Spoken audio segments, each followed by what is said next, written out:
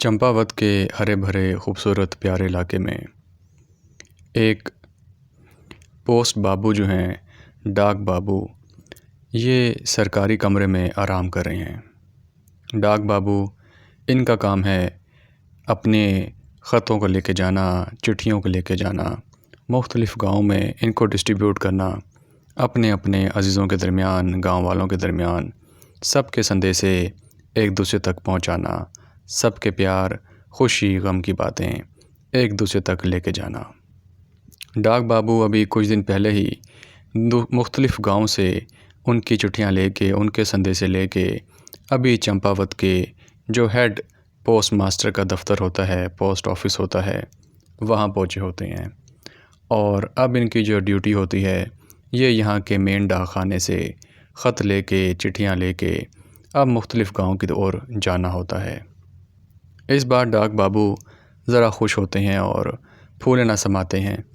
उसकी वजह यह है कि डाक बाबू इस बार अपने गांव की ओर चिट्ठियां लेके जा रहे हैं, जो इनका अपना गांव है, लहराई के नाम से। ये लहराई गांव कम से कम 1.5 से 200 किलोमीटर दूर जो है, ये चंपावत से वाक़या है। यहाँ पे ये खुशी खुशी जाने का इंतज़ार कर रहे हैं कि बस कब इनको बंडल तैयार होकर मिले और ये चल पड़ें अपने सुहाने सफ़र की ओर, अपने घर वालों के पास चिट्ठियाँ लेके। तो डाक बाबू जो हैं, वो अब तैयारी कर रहे होते हैं कि चिट्ठियों का बंडल इनको मिल जाए। तो ये सुबह तड़के अपना नाश्ता करके इस सरकारी कमरे से, जो कि पोस्ट ऑफिस वालों का होता है, डाक खाना वालों का होता है, वहाँ से तैयारी करके नाश्ता पानी मुकम्मल करके चल पड़ते हैं ड्यूटी की ओर, डाक खाने की तरफ। वहाँ पे इनको इनके मुतलका इलाके की, जहाँ इस बार ड्यूटी है, वही इलाका जो इनका अपना है, लहराई, और वहाँ पे जाने का इनको बंडल मिल जाता है। कुछ वहाँ पे जो है पार्सल्स भी जाते हैं, तोहफ़े तोहफ़ के जो छोटे छोटे डब्बे होते हैं, उन्होंने भी जाना होता है। तो ये सब एक बंडल बन के पोस्ट बाबू को हाथ में थमा दिया जाता है कि बाबूजी अब आप रवाना हो जाएं अपने इलाके को। अब पोस्ट बाबू जो हैं, ये अपना सामान लेके मुतलका चल पड़ते हैं अपने गांव की ओर, लहराई की तरफ। इनके पास अब रास्ते के लिए भी चिट्ठियां मौजूद होती हैं, ख़त मौजूद होते हैं, जो इन्होंने मुख्तलिफ़ गांव में देते हुए आगे जाना होता है। लेकिन पोस्ट बाबू की आंखें रास्ते की तरफ तो होती हैं कि कैसे ही जल्दी जल्दी रास्ता काट के मुख्तलिफ़ गांव में अपना ज़िम्मेदारी को पूरा करते हुए इन ख़तूत को, चिट्ठियों को बांटते हुए अपने गांव की ओर जाएं। तो इनका जो प्लान होता है, वो कुछ इस तरह से बनता है, जो इनका शेड्यूल होता है कि ये निकलते हैं चंपावत के डाक खाने से और सबसे पहले ये जाएंगे एक छोटा सा गांव जो करीब है, कमली के नाम से। वहाँ पे चिट्ठियों को बांट के, जो पार्सल्स होते हैं, जो तोहफ़े तोहफ़ के डब्बे होते हैं, इनको बांट के उसके बाद ये पहुँचेंगे चमकपुर, जो कि सेंटर बनता है इनके गांव और चंपावत के दरमियान। चमकपुर आएगा, चमकपुर के बाद फिर इनका अपना गांव आएगा, लहराई के नाम से। तो ये इनका एक शेड्यूल, इनका एक चाल, इनका एक प्लान बना होता है हर बार की तरह जब ये इस तरफ निकलते हैं, क्योंकि इन्होंने अपने गांव जाके लहराई अभी छुट्टियां भी गुजारनी होती हैं। इसलिए जो इनका ये रूट है, ये बनाया जाता है ताकि ये अपने गांव जाएं और वहाँ पे अपनी छुट्टियां बिता के वापस आएं। अब डाक बाबू को इंतज़ार होता है साथ ही बलिया का। बलिया जो कि चमकपुर से गाड़ी लेके, साथ सामान लेके, वहाँ के किसानों का, वहाँ के लोगों का बैलगाड़ी लेके आता है चंपावत। यहाँ पे शहर में बेच के, मार्केट में बेच के, और फिर वापस जाता है साजो सामान ख़रीद के, वहाँ का राशन ख़रीद के अपने चमकपुर वापस। तो ये चाहते हैं कि चलो मैं भी बलिया के साथ ही उसकी गाड़ी में बैठ जाऊँ, जो कि अमूमन ये प्लान कर लिया करते थे अगर तो वो बलिया चंपावत की ओर ही आता था। इनके लाख ढूंढने के बावजूद इनको बलिया मिलता नहीं है। तो ये समझ जाते हैं कि जो बलिया है, ये फ़िलहाल तो अपनी गाड़ी लगता है कहीं और ही घुमा रहा है। तो क्यों ना मुझे फिर अब पैदल ही यात्रा करनी चाहिए चमकपुर की तरफ और फिर अपने गांव की ओर निकल जाऊंगा। तो अपनी पैदल यात्रा शुरू करते ही जो पोस्ट बाबू हैं ये कच्चे रास्तों से होते हुए, जंगलात से होते हुए, पहाड़ों नदी नालों से होते हुए, जो आसपास छोटे छोटे कस्बे आते रहते हैं, कुछ घर आते रहते हैं, सबसे सलाम दुआ करते हुए जो जिनकी चिट्ठी हो रास्ते की होती है उसको अपनी चिट्ठियों को सौंपते हुए आगे चलते रहते हैं, आगे बढ़ते रहते हैं। जिस किसी का पार्सल होता है, कोई तोहफ़ा होता है, डब्बा होता है, वो उसको थमा दिया और आगे चल दिए, जो कि इनकी एक रोज़ की रूटीन होती है, इनकी ज़िम्मेदारी होती है। डाक बाबू को सारे ही जानते हैं क्योंकि उन्हें मालूम होता है कि डाक बाबू संदेशे लेके आते हैं और संदेशे लेके जाते हैं। तो सभी इनको जो है कोई खाना पूछता है, कोई चाय पूछता है। तो डाक बाबू का अपना रवैया भी बहुत अच्छा होता है, स्वभाव अच्छा होता है, सबके साथ हंसी खुशी रहते हैं और सब भी इनके साथ अच्छे तरीके से बर्ताव करते हैं। इनको अपनी जॉब पसंद होती है कि भाई जहाँ जाओ चलो कुछ ना कुछ खाने को मिल जाता है, आराम के लिए मिल जाता है, तो एक अच्छा जीवन का गुजर रहा होता है। बस इनके इस टूर में अगर कुछ नहीं मिलता तो वो बलिया होता है जो कि अपनी गाड़ी में इन्हें थोड़ा जल्दी पहुंचा देता, उसको ये मिस कर रहे होते हैं। बीच के एक दो गांव से होते हुए वहाँ पे अपनी डाक बांटते हुए लगभग ये 11-12 बजे तक अब पहुँच जाते हैं चमकपुर के पास। चमकपुर के पास एक आखिरी गांव जो उनको मिलता है, वहाँ पे ये अपनी डाक जो है वो तकसीम करके इसको बांट के बस अब निकल रहे होते हैं चमकपुर के लिए। के बीच में पहुँचते ही घने काले बादल आ जाते हैं और तेज़ हवाएं चलना शुरू हो जाती हैं। आंधी ऐसी कि बस अब पेड़ जो हैं वो जैसे जड़ से ही उखड़ जाएं और सब कुछ जो है वो पत्तों से नीचे आ जाए, दरख्तों से नीचे गिर जाए। अब ये उस गांव से निकल चुके होते हैं और चमकपुर को तकरीबन पहुंचने ही वाले होते हैं। तो ये आंधी तूफ़ान ऐसा शदीद आता है कि ये बस फंस ही जाते हैं। अब आसरा किसका लें, ना कोई साया है, ना कोई ऐसा घर है, ना कोई ऐसा कस्बा, ना गाँव कि कहीं पे इनको जो है ये सहारा मिल सके, कोई आसरा मिल सके, कोई छत मिल सके। अब ये एक पेड़ की ओंठ में बैठ जाते हैं जो कि ज़रा घना होता है, ताकि वहाँ पे इनको थोड़ी सी सुरक्षा मिल सके, ये गीले होने से बच सकें, इनको ठंड ना लगे। लगभग घंटा सवा घंटा इंतज़ार करने के बाद, कुछ गीला हो जाने के बाद अब जो है ये इनकी इंतज़ार की घड़ी कर ख़त्म हो जाती है कि बारिश अब थम जाती है और रास्ता ये अब इनके लिए आसान होता है कि चलो अब चमकपुर की तरफ निकला जाए। लेकिन बारिश की वजह से सारा कच्चा रास्ता कीचड़ बन जाता है और मुख्तलिफ़ जगहों पे फिसलन होती है, जो कि अब इनके लिए चमकपुर पहुंचना, वहां की ज़िम्मेदारियां मुकम्मल करके आगे अपने गांव लहराई पहुंचना मुश्किल लग रहा होता है। तो डाक बाबू को ये आइडिया हो जाता है कि अब तो मुझे चमकपुर पहुंच के स्टे करना पड़ेगा, क्योंकि मज़ीद में अगर आगे जाऊंगा तो रात हो जाएगी और रात में सफ़र करना हमारे इलाकों में बिल्कुल सेफ़ नहीं, क्योंकि रात को तो ये इलाका जंगली जानवरों का, बाघ का, टाइगर का, लेपर्ड्स का हो जाता है। अब ये इस कच्चे रास्ते से होते हुए अपने पाँव को बचाते हुए, पाँव को संभालते हुए, अपने डाक को जो उनके पास तोहफ़े तोहफ़े बच गए होते हैं, डाक उनकी बच गई होती है, डब्बे बच गए होते हैं, इनको संभालते हुए बस आहिस्ता आहिस्ता बढ़े होते हैं चमकपुर की तरफ। तो इनको रास्ते में अब आता हुआ बलिया नज़र आ जाता है। ये बलिया को मिलते हैं, सलाम दुआ करते हैं, खूब गर्मजोशी से मिलते हैं। बलिया कहता है कि बाबू इस बार मेरे साथ ही आ जाते। तो डाक बाबू कहते हैं कि मैं तुम्हारे साथ ही आना चाहता था, लेकिन तुम वहाँ मुझे मिले नहीं। शायद अगर तुम एक दिन पहले निकलते तो हम वापसी साथ ही कर लेते। तो बलिया कहता है कोई नहीं बाबू, फिर कभी देखेंगे, ऐसी भी क्या बात हुई, अभी बहुत ज़िंदगी पड़ी है। ये कह के बस एक दूसरे के साथ खुशगपियाँ करके, थोड़ा हंसी मजाक करके ये अपने अपने रास्तों को चल पड़ते हैं। अब चमकपुर पहुँच के डाक बाबू सबको जो है वो उनकी चिट्ठियाँ, संदेशे मुतलका लोगों को बांटते हुए, अपनी अपनी चीज़ों को, जिम्मेदारियों को पूरा करते हुए, सबसे हंसी मजाक करते मिलते हुए, क्योंकि ये इनका अपना इलाका होता है। चमकपुर और लहराई जो इनका अपना गांव होता है, यहाँ पे बहुत से लोग एक दूसरे के रिश्तेदार होते हैं, अज़ीज़ होते हैं, किसी की बच्ची किसी घर ब्याही होती है, किसी का भाई किसी घर ब्याया होता है, तो ये सब एक दूसरे के अजीज़ होते हैं, जानने वाले रिश्तेदार होते हैं। और वैसे भी डाक बाबू को तो सारे ही जानते हैं कि ये अपने ज़िम्मेदारियों को निभाते हुए जगह से जगह, गांव से गांव, नगर से नगर पहुंचते रहते हैं, जाते रहते हैं।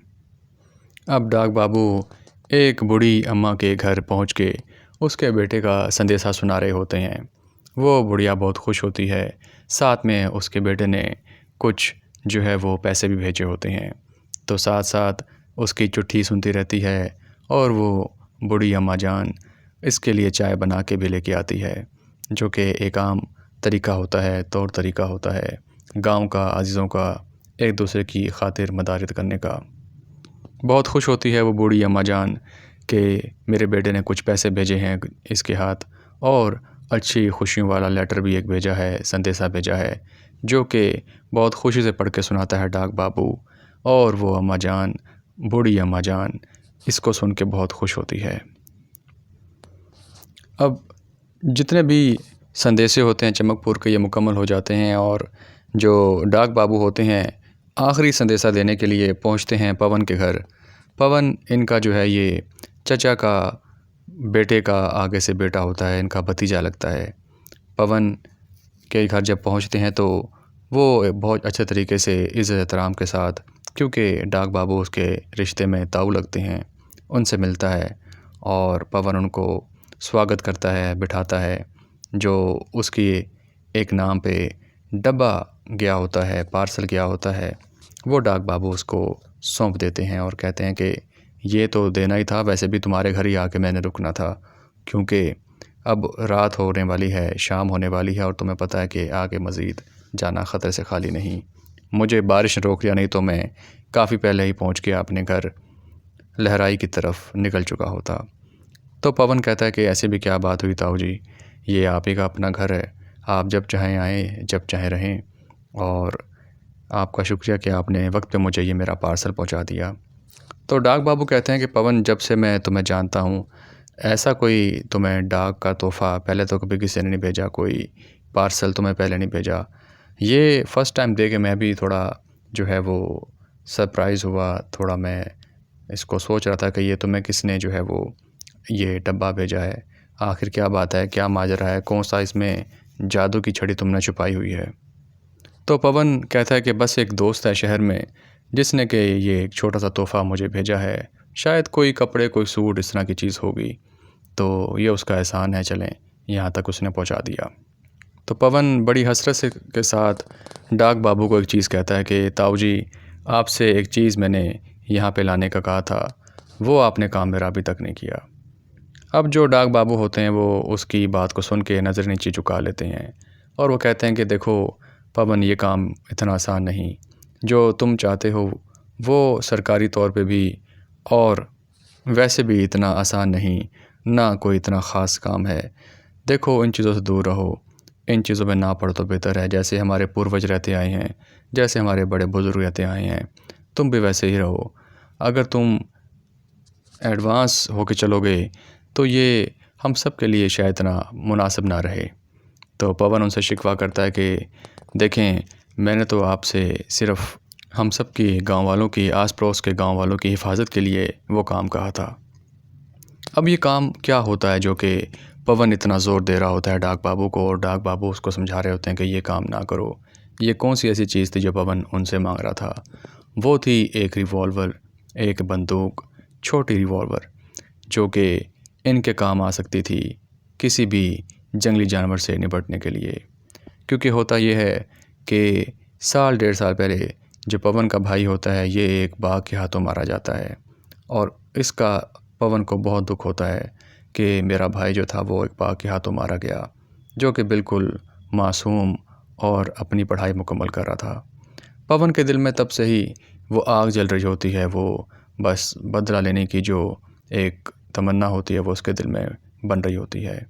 पवन को ये इस चीज़ का इल्म होता है कि जो इसके बड़ों के अंदाज़ थे, जो उनके हथियार थे, डंडे, लाठी, भाले, उनसे मारना इस जंगली जानवर को इतना आसान ना होगा अगर कभी कोई भी दोबारा हमला करता है।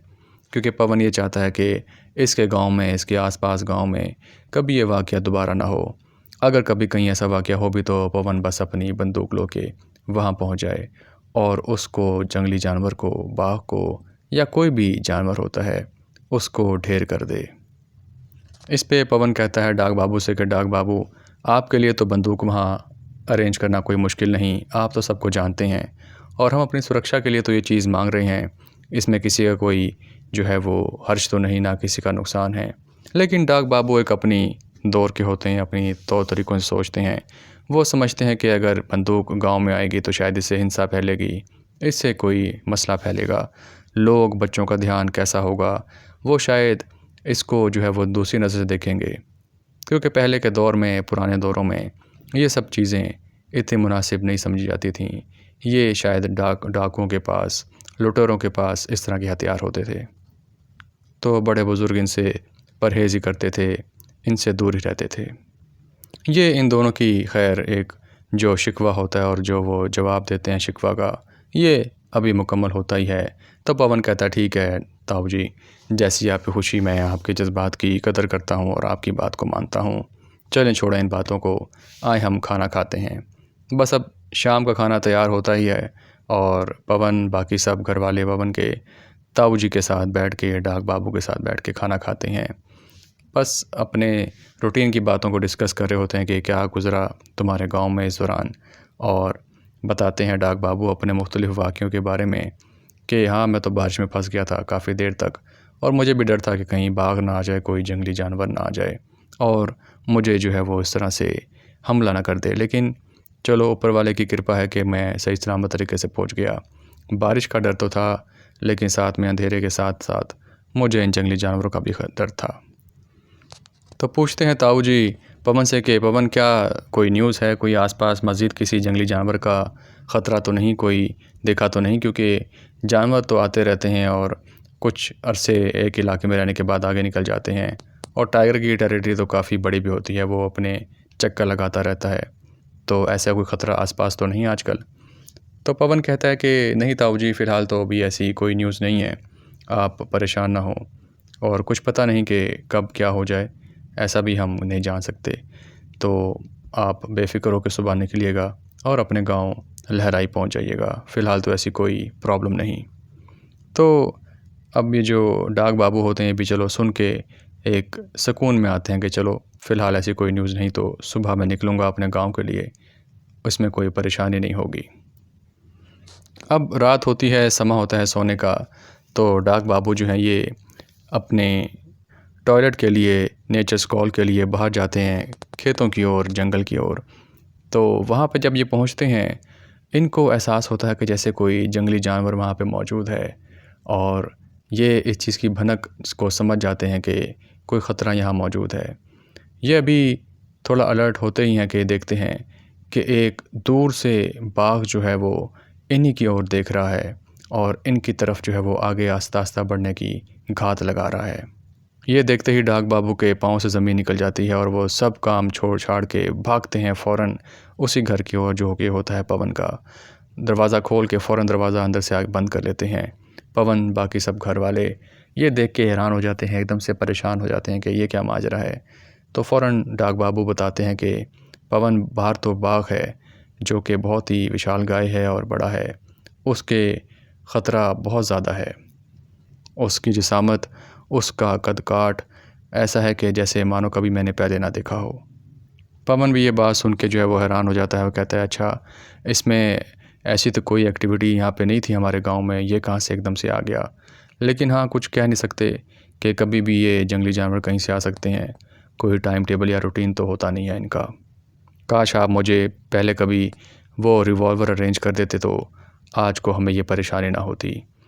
तो डाक बाबू भी इस बात में जो है वो सोचने पे मजबूर हो जाते हैं और चुप हो जाते हैं। पवन कहता है तो आपकी किस्मत अच्छी थी कि आप टाइम से अंदर आ गए, अगर थोड़ी देर होती तो आप जो है वो यहाँ पे मौजूद ना होते। अब सब अंदर दबक के बैठ जाते हैं और बस देख रहे होते हैं कि किसी भी तरीके से वो जो बाघ है इनके गांव के इर्द गिर्द या इनके घर से होता हुआ गांव की तरफ और ना जाए या किसी को ख़तरा ना पहुँचाए। तो ये बीच से आवाज़ें दे के सब एक दूसरे को अलर्ट कर देते हैं। पवन ऊंची ऊंची आवाज़ दे के अपने आसपास के गांव वालों को, घर वालों को बता देता है कि सब अपने घरों में रहना, अभी बाग में देखा है और कोई भी बाहर ना निकले। जो भी कोई बाहर निकले लघु शंका के लिए तो बस वो करीब करीब ही रहे और 2-4 जने साथ लेके बाहर निकले। सुबह होने पे अब नाश्ता करने के बाद, चाय पानी मुकम्मल करने के बाद बस डाक बाबू ताऊ जी निकलते हैं पवन के घर से अपने घर लहराई की तरफ, इस डर और खौफ के साथ कि अब यहाँ पे आस पड़ोस में बाघ का ख़दशा तो है, लेकिन अब घर को भी जाना है तो क्या करें, बस जाना तो पड़ेगा। और वैसे भी सुबह सुबह हो सकता है कि अब बाघ यहाँ से चला गया हो, क्योंकि वो तो रात में ही निकलता है और दिन को आराम करता है। ये बढ़ते हैं उसी कच्चे रास्ते की तरफ, लहराई की तरफ, जो कि जंगल से होता हुआ इनके गांव की ओर जाता है। आगे बढ़ते हुए अभी कुछ ही दूर जाते हैं तो इनको ये इल्म नहीं होता कि वो जो आदमखोर था, वो जो शैतान था, बाघ जिसको मुंह लग गया था इंसानी खून, वो इसी जगह पे आसपास आराम कर रहा होगा, क्योंकि इसको पता होता है कि यहाँ से किसी न किसी इंसान ने गुज़रना ही है और मैं यहीं पे उसका जो है वो काम तमाम कर दूँगा। भोजन की लालच में, खाने की लालच में, खाने की तलाश में वो इधर ही मंडला रहा होता है। जैसे ही ये आगे बढ़ते हैं वो एकदम से दरख्तों के बीच से, झाड़ियों के बीच से निकल के इनके बिल्कुल सामने आके खड़ा हो जाता है कच्चे रास्ते के ऊपर। खौफ का ये आलम डाक बाबू के हाथ से जो बकिया थैला होता है चिट्ठियों का, संदेशों का, पार्सल्स का, वो नीचे गिर जाता है। एकदम से रूह कांप जाती है, आंखों के आगे अंधेरा आ जाता है, पैरों से ज़मीन निकल जाती है। अब डाक बाबू को समझ नहीं आ रही होती कि ये शैतान कैसा है जो मेरे पीछे ही पड़ गया है। रात को भी इसने रास्ता रोका और आज दिन में सुबह फिर से। ये अभी सोच रहे होते हैं तो वो विशालकाय चेहरा, एक बड़ा सा मुंह, जिसके बड़े बड़े दांत बस इनकी गर्दन दबोचने के लिए तैयार ही होते हैं, इनकी ओर जंप मारने के लिए तैयार होते हैं, तो एकदम से इनको ज़ोरदार फायर की आवाज़ आती है इनके पीछे से। जैसे ये फायर लगता है इस बाघ को, वो धाड़ता हुआ बढ़ता है मज़ीद डाक बाबू की तरफ, इनके ऊपर लपकने की तरफ। फिर से एक फायर निकलता है और उसके आंखों के बीच में जाके लगता है, जो कि इस बाघ के लिए आखिरी गोली साबित होती है और वो तड़पता हुआ आहिस्ता आहिस्ता इनकी ओर बढ़ता हुआ वहीं पे ढेर हो जाता है और अपनी आखिरी सांसें लेना शुरू कर देता है। अब डाक बाबू जो पीछे मुड़ कर देखते हैं तो वो देखते हैं कि पवन के हाथ में रिवॉल्वर होती है, बंदूक होती है, जिसका इस्तेमाल करके वो इस बाघ को मार देता है और उनकी जान बचा लेता है। डाक बाबू को, ताऊ जी को अपनी इस नज़ारे पे यकीन नहीं आ रहा होता कि ये कैसे मुमकिन हुआ। ये तो कोई मौज़ा ही हो गया कि मेरी जान पवन ने बचा ली और वो भी एक बंदूक, रिवॉल्वर की मदद से। इसके पास तो कोई बंदूक ना थी, कोई रिवॉल्वर ना थी। तो वो खैर अपने होश को वापस लेके आते हैं। उनको लगता है कि बस शायद वो मर चुके हैं और वो मरने के बाद भी कोई सपना ही देख रहे हैं, लेकिन ऐसा नहीं होता। पवन ने अपनी बंदूक के इस्तेमाल से, सही इस्तेमाल से इनकी जान बचा ली होती है और ताऊ जी को कहीं ना कहीं गलत साबित कर दिया होता है कि ताऊ जी, हमें इन शैतानों से बचने के लिए इन हथियारों की ज़रूरत पड़ेगी जो जदीद हथियार हैं। तो ताऊ जी को लेके वो वापस जाता है अपने घर, उनको नॉर्मल करता है, उनको होश में लाता है और उनको बताता है कि ताऊ जी, जो पार्सल आप लाए थे मेरे लिए शहर से, उसमें ये बंदूक ही थी जो कि मुझे मेरे दोस्त ने बड़ी मुश्किलों से वहाँ से अरेंज करके भेजी, और आप यकीन करें कि इसका मैं हमेशा सही इस्तेमाल करूँगा, कभी गलत इस्तेमाल ना करूँगा, जिसकी शुरुआत मैंने आप ही की जान बचा के की है। तो दोस्तों, उम्मीद करते हैं आपको हमारी ये आज की स्टोरी पसंद आई होगी। ऐसी स्टोरीज़ के लिए मज़ीद हमारे साथ बने रहिएगा। अपना ख्याल रखिएगा। Good day.